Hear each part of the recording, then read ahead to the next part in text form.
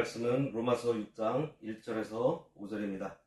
그런즉 우리가 무슨 말을 하리요? 은혜를 더하게 하려고 죄에 거하겠느냐? 그럴 수 없느니라. 죄에 대하여 죽은 우리가 어찌 그 가운데 더 살리요? 무릇 그리스도 예수와 합하여 세례를 받은 우리는 그의 죽으심과 합하여 세례를 받은 줄을 알지 못하느냐? 그러므로 우리가 그의 죽으심과 합하여 세례를 받음으로 그와 함께 장사되었나니 이는 아버지의 영광으로 말미암아 그리스도를 죽은 자 가운데서 살리심과 같이 우리로 또한 새 생명 가운데서 행하게 하려 함이라. 만일 우리가 그의 죽으심과 같은 모양으로 연합한 자가 되었으면 또한 그의 부활과 같은 모양으로 연합한 자도 되리라. 오늘 말씀의 제목은 그리스도와 연합입니다. 6장에서 8장은 하나님 앞에서 법적으로 의롭다함을 얻은 성도들이 그리스도를 닮아 의롭게 되는 길, 즉 성도의 성화에 대해서 전하면서 죄와 싸워야 할 것과 죄의 법에서 벗어나야 할 것, 그리고 그 과정에서 고난을 극복해야 한다는 것에 대한 권면과 함께 하나님의 자녀로서 얻게 될 천국 소망을 가질 것을 교훈하고 있습니다. 사도 바울은 본 서신에서 당시에 있었던 그리고 있을 법한 반대하는 의견들을 예상하면서 스스로 질문하고 대답하는 형식으로 변론하는 방법을 자주 사용했습니다. 오늘 본문도 은혜를 더하게 하려고 죄에 거하겠느냐라는 질문으로 시작하고 있어요.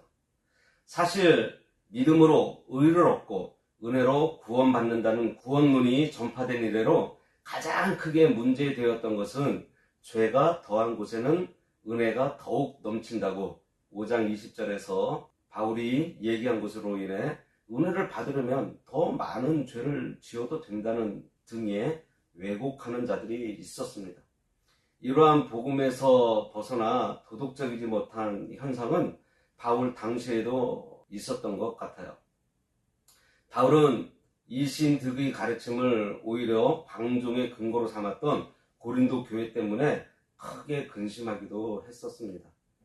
그러나 이와 같은 문제에 대해서 이제 바울은 그리스도와 연합함으로 이미 죄에 대해서 죽은 자가 다시 죄를 쫓아 살 수는 없다는 답을 제시하고 있는 것입니다. 이에 대한 예로 바울은 당시 교회에서 시행되던 세례를 언급하고 있는데요. 왜냐하면 세례는 단순한 의식이 아니라 죄에서 벗어나 새 사람이 된다는 구원의 의미를 가지고 있기 때문이에요. 그러므로 2절에서부터 5절에서는 세례 받은 자는 죄에 대하여 죽는 것이 마땅하다는 것을 말하고 6절부터 11절에서는 같은 맥락에서 그리스도의 부활로 인하여 죄와 사망의 권세에서 벗어난 사람은 옛사람의 성품을 벗어버리고 의로운 삶을 살아야 할 것을 언급하고 있습니다. 이것은 성도가 일평생 사는 동안 점진적으로 그리스도의 분량까지 자라나야 하는 성화의 과정으로 단 한 번에 이루어진 칭의와 구별되는 실천적인 입장에서의 중생한 자가 추구해야 하는 생활 원리인 것입니다. 이처럼 오늘 말씀은 믿음으로 구원을 얻어 죄의 굴레에서 벗어난 우리의 삶이 죄에 대하여 온전히 죽어야 하며 거룩함을 이루어 나가야 할 것을 교훈하고 있어요. 즉 죄로 물들은 옛사람을 제거하는 그 일을 끊임없이 해야 하는 것입니다. 그러므로 우리는 죄로 물들었던 옛 생각과 행동들을 십자가에 못 박고 그리스도 안에서 날마다 새로워지며 영적으로 성숙해지는 삶을 살아서 그리스도를 닮아가야 할 것입니다. 1절에 그런즉 우리가 무슨 말을 하리요? 은혜를 더하게 하려고 죄에 거하겠느냐? 여기서 그런즉 그랬는데요. 이것은 앞장의 마지막 부분에 있는 5장 20절 말씀의 내용을 받는 접속사입니다. 거기서 바울이 죄가 많은 곳에 은혜가 더욱 넘친다고 했으니 만일 죄책이 중할수록 은혜와 감사 더욱 커진다고 하면 일부 잘못된 사람들의 거스르는 생각처럼 은혜를 더 받기 위해서 죄를 지어도 되겠는가 하는 가상 질문입니다. 그러니까 바울은 자신의 율법의 역할에 대해서 언급한 것과 관련해서 사람들이 율법 무용론 또는 율법 폐기론을 주장한 것으로 자신을 오해할 수 있다는 점을 들면서 사실 그렇지 않다는 것을 아래 글에서 말하기 위해서 그런즉이라는 접속사를 사용하고 있는 것입니다. 바울이 로마서 5장 20절에서 얘기하고자 한 것은요, 사람들이 율법으로 인해서 죄를 깨닫고 절망하고 있을 때에 하나님께서 베푸신 죄사함과 구원을 통해 하나님의 은혜를 체험할 수 있다는 것을 말하는 거예요. 그런데 이것을 제대로 이해하지 못하는 자들은 다음과 같은 주장을 했던 것입니다. 먼저는 죄가 더한 곳에 하나님의 은혜가 더 풍성하게 임한다면 인간이 죄를 짓는 것은 그렇게 심각한 문제가 아니지 않느냐 이거예요. 또 한 가지는 죄가 더한 곳에 은혜가 더욱 넘친다면 죄는 은혜를 더욱 많이 받게 하는 것이 되므로 오히려 은혜를 받는 수단으로 죄를 장려할 수 있다는 주장입니다. 그러나 바울은 이 같은 생각은 믿음이 아닌 단지 이성적인 논리로만 복음과 율법을 논하려고 하는 자들의 탁상 공론이라고 분명히 규명하고 있습니다. 2절, 그럴 수 없느니라. 죄에 대하여 죽은 우리가 어찌 그 가운데 더 살리요. 한글 성경은 그럴 수 없다고 간략하게 얘기하고 있지만요, 원어 성경에서는 절대 그렇지 않다는 아주 강력한 부정을 나타내주고 있어요. 그리고 이 표현은 사도 바울이 무엇인가 단호하게 배격하거나 주장할 때 자주 쓰던 표현입니다. 죄에 대해서 죽은 우리. 여기서 죽은은 과거형입니다. 이미 역사적으로 일어난 사건이라는 것을 보여주고 있어요. 이것은 골고다의 십자가에 달리셨던 예수 그리스도와 이미 성도들이 연합하여 죄에 대해서 죽은 상태에 있다는 것을 의미합니다. 그리고 죄에 대하여 죽었다는 것은 이전에 죄악된 행실을 끊어버리고 하나님께 순종하는 삶을 살아서 더 이상 죄와 아무런 관계가 없는 것을 의미하고 있어요. 즉, 죄의 권세로부터 분리돼서 더 이상 죄의 권세로 인한 영향력과 그 지배 아래에 머물지 않는다는 것을 말합니다. 중생한 성도는 법적으로 죄에 대해서 자유로울 뿐만 아니라 죄에 대해서 무반응, 무관심, 무호기심, 무감각하다는 것입니다. 그리스도께서 죄인으로 죽어 마땅한 우리를 위해서 십자가에서 대신 죽으신 그 죽음은 우리가 죽는 것이 되어서 우리는 죄의 권세와 죄의 영향력과는 전혀 상관없는 사람들이 되었고요. 이러한 우리가 다시 죄의 권세 아래로 돌아가서 살 수 없다는 얘기예요. 여기서 우리가 유념해야 될 사실이 한 가지 있습니다. 이미 우리가 그리스도의 보혈의 공로를 믿고 의지하며 의롭다 하심을 얻었다고 해도, 그러니까 본문 말씀처럼 죄에 대해서 죽었다고 할지라도 죄를 지을 수 있다는 점입니다. 그 까닭은요, 비록 성도가 믿음으로 의롭다 하심을 얻어 법적으로는 하나님의 완전한 의의 상태에 이르렀지만 죄의 성향을 지니고 있는 자, 즉 육신의 부패성은 중생한 영처럼 단번에 완전한 의의 상태가 되지 않기 때문입니다. 그래서 성도가 죄에 대해서 죽었다고 할지라도 하나님을 계속 의지하면서 성령의 인도하심을 받는 가운데 꾸준히 죄와 싸워야 하는 거예요.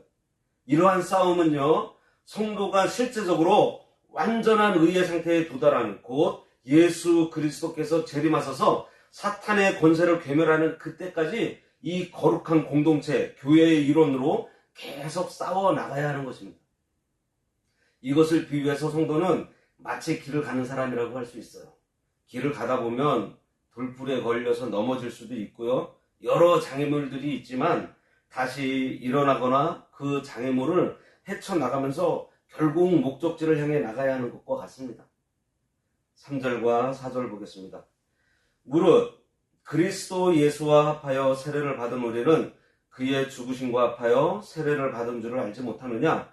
그러므로 우리가 그의 죽으심과 합하여 세례를 받음으로 그와 함께 장사되었나니 이는 아버지의 영광으로 말미암아 그리스도를 죽은 자 가운데서 살리심과 같이 우리로 또한 새 생명 가운데에서 행하게 하려 함이라.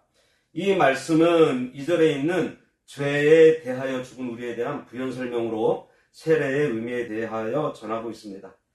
바울은 지금 성도들이 죄에 대하여 죽었다는 것을 인류의 죄를 대속하기 위해서 십자가에서 죽으신 예수님과 합하여 세례받은 것이라고 말하고 있어요.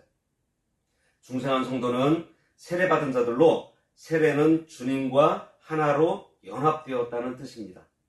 따라서 참된 세례는 성도가 주님과 연합돼서 주님의 죽음이 내 죽음이 되고 주님의 부활이 내 부활이 돼서 이제는 새 생명 가운데 사시는 주님과 연합하여 함께 있는 우리도 새 생명을 따라 살게 되었다는 뜻이에요.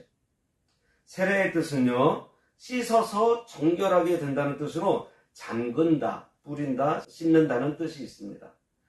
침례교에서는 세례의 뜻을 신자가 죽었다가 다시 살아나는 것을 상징한다고 보고 물속에 들어가는 것을 죽는 것으로 또 물 위로 올라오는 것을 새 생명으로 부활하는 것으로 여겨 침례를 시행하고 있습니다. 장로교회는요, 세례는 예수 그리스도와 연합되는 것으로 보고 믿음으로 주님의 대속적인 죽음으로 믿고 부활을 믿음으로 주님과 함께 죽고 주님과 함께 살아서 깨끗해졌다는 의미로서 구약에서 우슬초를 뿌려서 정결하게 한 것 같이 그리스도와 연합함으로 새 생명을 얻게 된 것에 대한 표로 적수 세례를 하고 있습니다. 따라서 세례는 중생하여 예수 그리스도를 믿고 죄 사함을 받아 생명이 그리스도와 연합된 사람에게 주는 증표로 베푸는 예식이에요. 그리스도를 죽은 자 가운데서 살리신 것 같이 우리로 또한 새 생명 가운데서 행하게 하려 함이라 그랬습니다. 우리가 그리스도와 함께 십자가에서 죽는 것은 우리들도 예수님과 함께 새 생명을 누리기 위한 전제의 조건이라는데 진정한 의의가 있어요.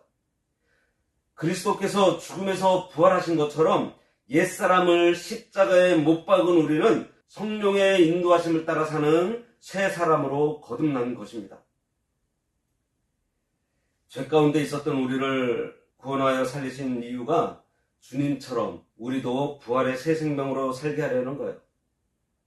이것은 말로만 새 생명이 아니라 실제로 그리스도와 연합하여 세례를 받은 자에게는 새 생명의 역사가 그 사람 속에서 역사하게 되는 것입니다.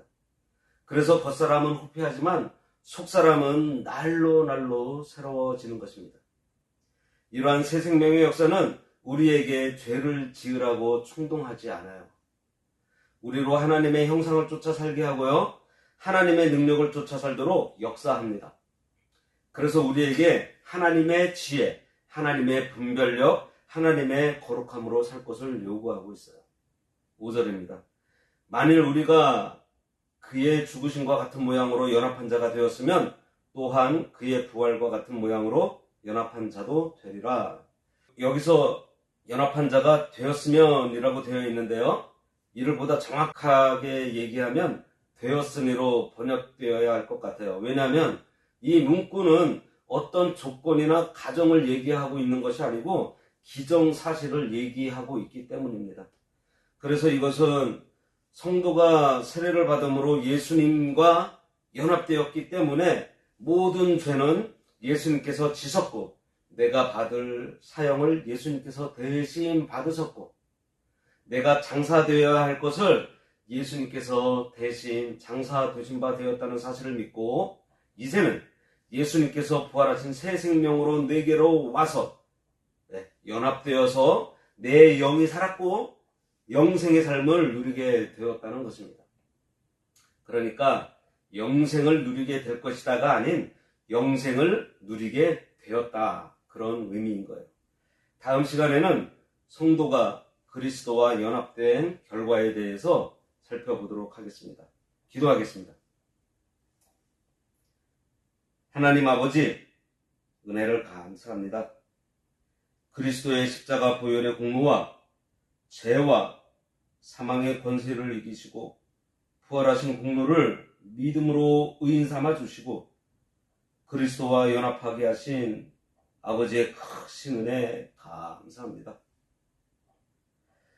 그리스도와 연합된 자로서 그리스도의 생명으로 살아야 하겠사오니 예수님의 성품인 온유하고 겸손함으로 하나님을 사랑하며 이웃을 사랑하는 거룩한 마음을 심어주셔서 죄의 길에 들어서지 않도록 우리의 발걸음을 인도해 주시고 항상 하나님의 지혜와 능력을 힘입어 옳은 길을 갈 때에 어떠한 환난과 고난도 다 이겨내며 승리하면서 나아가 우리의 구원을 잘 이루어가는 저희 모두 되도록 역사하여 주시기 바라오며 예수님의 이름으로 기도드리옵나이다. 아멘.